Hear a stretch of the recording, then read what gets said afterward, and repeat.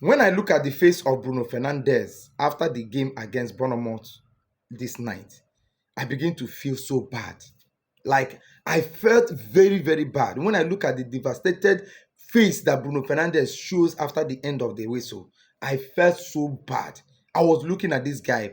I was having a very bad feeling in me. Like, Man United, we don't deserve Bruno Fernandez. I got to tell you guys the truth. This is my club. I love my club. I can protect my club in any level. But I'm also going to tell you the truth that we don't deserve Bruno Fernandez. If Bruno Fernandez happens to be a midfielder in Madrid, a midfielder in Barcelona, a midfielder in Manchester City, a midfielder in PSG, I don't think that any club can afford to sign Bruno Fernandez, because what Bruno Fernandez has done for Man United, if he do it in all this club, the price of Bruno Fernandez, even at 30 years old, would have been over 100 million pounds as it stands like this. The price of Bruno Fernandez will be over 100 million pounds.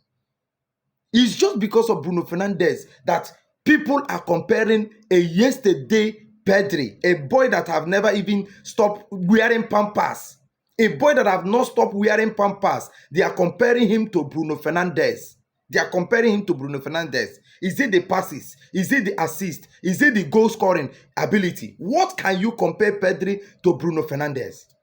The game against Wolverhampton Wanderers, last game before this Bournemouth game, Bruno Fernandes scored 2 goals in that game. Bruno Fernandes assisted in that game. The Bruno Fernandes also had a hand in the 4th goal. Every goal that was scored in that game, Bruno Fernandes involved in all of them.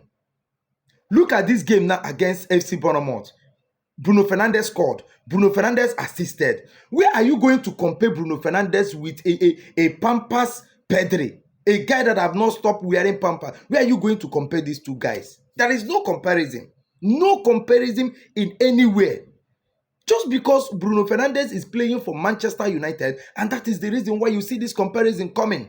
If Bruno Fernandes is playing for other clubs that are winning Champions League, that are winning the league title, Bruno Fernandes could have been contesting for Ballon d'Or by now. This guy is supposed to be contesting for Ballon d'Or or even winning Ballon d'Or. But look at, because this guy is in Manchester United, that's why it looks like Bruno Fernandes is nothing. You come to somebody will begin to compare. Like, it's better they begin to compare Bruno Fernandes with the like of who am I going to call? In fact, I don't even know who I go call. Let them begin to compare him with any other players. Bruno Fernandes, the chances, he is still remaining the player with the most chances created in the Premier League. 5 good years complete 5 good years. He's still carrying the player with the most chances created in the league. Even when Man United disappeared, even when Man United were not doing well, this guy remained the best player of Manchester United. And that is one of the reasons why when I look at Ballon d'Or, I told you that Ballon d'Or is just a fluke.